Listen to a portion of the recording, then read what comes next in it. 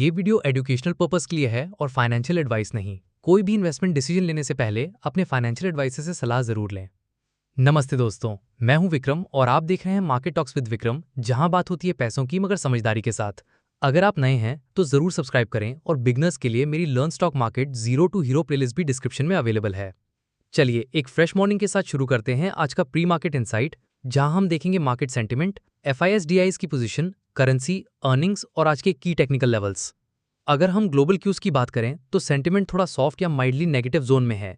सबसे पहले बात करें गिफ्ट निफ्टी की, जो कि 24,800 के आसपास ट्रेड कर रहा है, लगभग 39 पॉइंट से 0.16% नीचे। ये सिग्नल देता है कि इंडियन मार्केट की ओपनिंग फ्लैट टू नेगेटिव हो सकती है। वहीं दूसरी तरफ यूएस मार्केट्स भी थोड़े प्रेशर में दिख रहे हैं। डाउ जोन्स लगभग 204 पॉइंट्स गिरा है, यानी 0.46% का डिक्लाइन, और नैस्डैक भी अराउंड 80 पॉइंट्स नीचे गया है, 0.38% का फॉल। ये डेटा ओवरऑल ये इंडिकेट करता है कि ग्लोबल इन्वेस्टर्स कॉशियस मोड में हैं, शायद मैक्रो इकोनॉमिक डेटा या क्वार्टरली रिजल्ट्स के इम्पैक्ट को डाइजेस्ट कर रहे हैं। इसका मतलब यह है कि इंडियन मार्केट में भी आज सुबह के सेशन में थोड़ा नर्वस स्टार्ट देखने को मिल सकता है। FIS/DIs एक्टिविटी की बात करें तो फॉरेन इंस्टीट्यूशनल इन्वेस्टर्स यानी FIS ने कैश मार्केट में 4,636.60 करोड़ की जोरदार बिकवाली की है। ये क्लियरली दिखाता है कि FIS अभी भी कॉशियस स्टांस ले रहे हैं, शायद ग्लोबल अनसर्टेनिटीज या वैल्यूएशंस को देखते हुए। लेकिन वहीं दूसरी तरफ डोमेस्टिक इंस्टीट्यूशनल इन्वेस्टर्स यानी DIS ने कैश मार्केट में 6,146.82 करोड़ की भारी खरीदारी की है। इसका मतलब यह है कि इंडियन डोमेस्टिक फंड्स मार्केट में अभी भी कॉन्फिडेंस बना के चल रहे हैं। तो ओवरऑल पिक्चर ये दिखाता है कि FIS निकल रहे हैं पर DIS उस कैप को भर रहे हैं, जिसका शॉर्ट टर्म इम्पैक्ट साइडवेज या कंट्रोल्ड अपसाइड मूवमेंट के फॉर्म में दिख सकता है। रूपी ने डॉलर के मुकाबले और कमजोरी दिखाई है, 87.06 रुपीज तक गिर गया है, जो रीसेंट वीक्स का फ्रेश लो है। सिर्फ एक महीने में 84.90 रुपीज से 87 के पार चला गया है। FII आउटफ्लोज, ऑयल इंपोर्टर्स की डिमांड और डॉलर की स्ट्रेंथ इसके मेजर रीजन हैं। ये गिरावट इंपोर्टेड इन्फ्लेशन को पुश कर सकती है और मार्केट सेंटीमेंट पे भी प्रेशर बना सकती है। चलिए बात करते हैं आज की कुछ अहम खबरों की, जो बाजार की दिशा को सीधे तौर पे प्रभावित कर सकती हैं। फिलहाल सबसे बड़ी नजर FOMC यानी फेडरल ओपन मार्केट कमेटी की 2 दिन की मीटिंग पे है, जो 29 और 30 जुलाई को हो रही है। ग्लोबल मार्केट्स में इसको लेकर काफी सस्पेंस है। मार्केट्स ब्रॉडली एक्सपेक्ट कर रहे हैं कि इस बार इंटरेस्ट रेट्स में कोई बदलाव नहीं होगा और फेड फंड्स रेट 4.25 से 4.50% के बीच बना रहेगा। प्रोबेबिलिटीज की बात करें तो 96 से 97% तक अनुमान है कि रेट होल्ड रहेगा। लेकिन असली नजर फ्यूचर सिग्नल्स पे है। सितंबर मीटिंग की 25 BPS कट की उम्मीद 63-66% तक जताई जा रही है। अब यहीं से मार्केट सेंटीमेंट डिसाइड होगा। अगर फेड चेयर पावेल अपनी प्रेस कॉन्फ्रेंस में रेट कट के संकेत देते हैं तो रैली पॉसिबल है, लेकिन हॉकिश टोन रही तो प्रॉफिट बुकिंग या करेक्शन भी आ सकता है। इसलिए आज की ट्रेडिंग में FOMC अपडेट्स डिसाइसिव रोल निभा सकते हैं और इसका असर US मार्केट्स के साथ साथ इंडियन मार्केट्स पे भी साफ दिख सकता है। अब बात करते हैं कुछ इंपॉर्टेंट कंपनीज के क्वार्टरली रिजल्ट्स की, जो मार्केट सेंटीमेंट को डायरेक्टली इंपैक्ट कर सकते हैं। सबसे पहले बात करें लार्सन एंड टोब्रो की। कंपनी ने अप्रैल जून क्वार्टर में काफी स्ट्रॉन्ग परफॉर्मेंस दिखाई है। उनका consolidated profit after tax 3,617 crore तक पहुंच गया है, जो पिछले साल के मुकाबले लगभग 30% का इंप्रेसिव जंप है। रेवेन्यू फ्रॉम ऑपरेशंस भी 63,679 करोड़ रहा, लगभग 15 से 16% की ईयर ऑन ईयर ग्रोथ के साथ। ऑपरेशनल लेवल पर भी कंपनी ने बेटर परफॉर्मेंस दिया, लेकिन मार्जिन्स में हल्का सा प्रेशर रहा। Earnings before interest, taxes, depreciation and amortisation margin यानी EBITDA मार्जिन 9.9% तक स्लिप हुआ, जो पिछले साल 10.2% था। ओवरऑल L&T के नंबर स्टेबल और कॉन्फिडेंस इंस्पायरिंग रहे हैं। वहीं NTPC का क्वार्टर थोड़ा मिक्स रहा। प्रॉफिट आफ्टर टैक्स 11% बढ़कर 6,108 करोड़ तक पहुंच गया, लेकिन रेवेन्यू फ्रॉम ऑपरेशंस में 3% की गिरावट देखने को मिली। 47,065 करोड़ रहा कंसोलिडेटेड बेसिस पर। स्टैंडअलोन मार्जिन भी प्रेशर में रहे। EBITDA मार्जिन 28% से घटकर 24.2% हो गया। यानी NTPC ने प्रॉफिट्स मेंटेन किए हैं, लेकिन टॉप लाइन और ऑपरेशनल एफिशिएंसी दोनों पे थोड़ा स्ट्रेस दिख रहा है। एम्बर एंटरप्राइज ने इस बार का काफी solid set of numbers report किए हैं। प्रॉफिट आफ्टर टैक्स 106 करोड़ रहा, जो 42% की ईयर ऑन ईयर ग्रोथ दिखाता है। रेवेन्यू में भी 44% का जबरदस्त एक्सपेंशन हुआ, 3,449 करोड़ तक। EBITDA भी 257 करोड़ रहा, लेकिन मार्जिन थोड़ा कॉन्ट्रैक्ट हुआ, 7.4% के कंपैरिजन में पिछले साल 8.2% था। ओवरऑल टॉप लाइन और अर्निंग्स ग्रोथ स्ट्रॉन्ग रही, मार्जिन कॉन्ट्रैक्शन के बावजूद।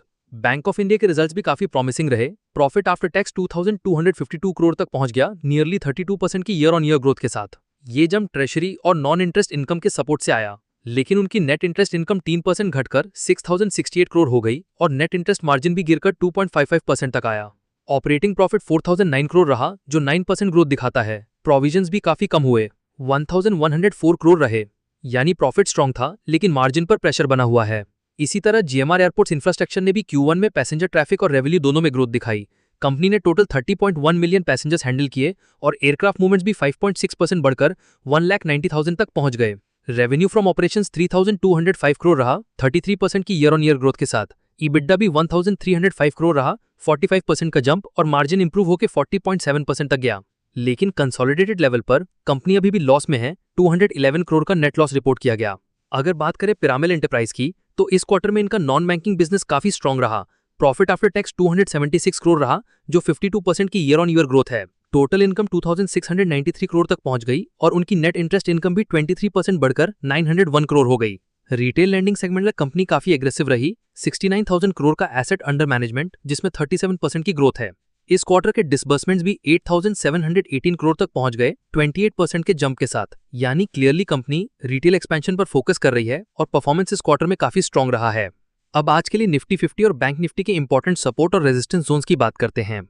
निफ्टी 50 ने कल यानी 29 जुलाई को 24,821.10 के आसपास क्लोज दिया था। अगर सपोर्ट जोन्स की बात करें तो पहला स्ट्रॉन्ग सपोर्ट जोन 24,500 से लेकर 24,400 के बीच में है। ये एक डिमांड एरिया कन्फ्लुएंस माना जा रहा है जहां पर स्विंग लो, 100 डे ईएमए और फिबोनाची रिट्रेसमेंट का 61.8% लेवल एक साथ मिलते हैं। इसके अलावा इंट्राडे सपोर्ट 24,600 के आसपास बनता है जो इमीडिएट बाइंग इंटरेस्ट का जोन हो सकता है।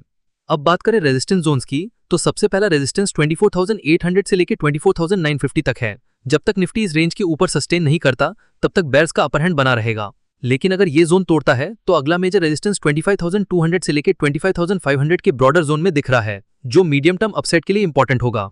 वहीं बैंक निफ्टी ने 29 जुलाई को करीब 56,222 के आसपास क्लोज दिया था। सपोर्ट जोन्स में सबसे पहला पिवट बेस सपोर्ट बैंड 55,945 से लेकर 55,493 के बीच में बनता है। इसके अलावा ब्रॉडर पोजिशनल सपोर्ट लेवल्स में 55,893, 53,991 और 52,366 जैसे क्रूशियल लेवल्स शामिल हैं। ये लेवल्स पोजिशनल ट्रेडर्स के लिए काफी सिग्निफिकेंस रखते हैं। रेजिस्टेंस जोन्स की बात करें तो इमीडिएट हर्डल 56,398, 56,574 और 56,851 के आसपास है जो पिवट स्टडीज के अकॉर्डिंग इंट्राडे प्रेशर क्रिएट कर सकता है। तो ओवरऑल पिक्चर ये कहती है कि अगर इंडेक्स सपोर्ट जोन्स के ऊपर टिकता है तो बुलिश मोमेंटम सस्टेन हो सकता है, लेकिन रेजिस्टेंस जोन्स ब्रेक होने तक फ्रेश रैली के सिग्नल्स लिमिटेड रहेंगे। Stocks to watch. L&T ने क्वार्टर 1 में 30% पैट जंप के साथ सॉलिड नंबर्स दिए और स्ट्रॉन्ग ऑर्डर बुक का सपोर्ट ही मिला। एम्बर एंटरप्राइज ने भी इंप्रेसिव ग्रोथ दिखाई, 44% रेवेन्यू जंप। पिरामिल एंटरप्राइज में रिटेल लोन बुक का एक्सपेंशन कॉन्फिडेंस दिखाता है। GMR एयरपोर्ट्स का ऑप स्ट्रॉन्ग था लेकिन कंसोलिडेटेड लॉस हुआ। NTPC और बैंक ऑफ इंडिया के रिजल्ट्स मिक्स थे, मार्जिन प्रेशर दिखा। स्ट्रैटेजी। ग्लोबल क्यूज वीक हैं, गिफ्ट निफ्टी में रेड जोन और यूएस मार्केट भी प्रेशर में है। FOMC मीटिंग क्रिटिकल है, अगर डॉवेश हिंट मिलता है तो बाउंस आएगा वरना सेलिंग हो सकती है। FIS ने 4,636 करोड़ की हैवी सेलिंग की लेकिन DIS का 5,600 करोड़ का बाइंग सपोर्ट क्वेश्चन दे रहा है। सेंटिमेंट मिक्स्ड है और रूपी का गिरना भी कंसर्न है। समरी। मार्केट का टोन कॉशियस है, फ्लैट या नेगेटिव ओपन हो सकता है। निफ्टी के लिए 24,600 सपोर्ट और 24,950 रेजिस्टेंस जोन है। बैंक निफ्टी को 56,574 के ऊपर टिकना होगा रैली के लिए। Intraday traders tight stop loss के साथ चलें और इन्वेस्टर्स अर्निंग्स क्लैरिटी के बेसिस पर ही पोजीशन बनाएं। अगर आपको ये एनालिसिस वैल्यूएबल लगा हो तो वीडियो को जरूर लाइक करें। कमेंट में बताएं कि आज आप किस सेक्टर या स्टॉक पे फोकस कर रहे हैं और अगर अब तक चैनल सब्सक्राइब नहीं किया तो अभी करें क्योंकि यहाँ डेली प्री मार्केट एनालिसिस से मार्केट क्लोजिंग एनालिसिस की अपडेट मिलती है और बिगनर्स के लिए मेरी learn stock market zero to hero playlist भी डिस्क्रिप्शन में अवेलेबल है। मिलते हैं मार्केट क्लोजिंग एनालिसिस अपडेट के साथ। Safe trading, smart investment. जय हिंद। ये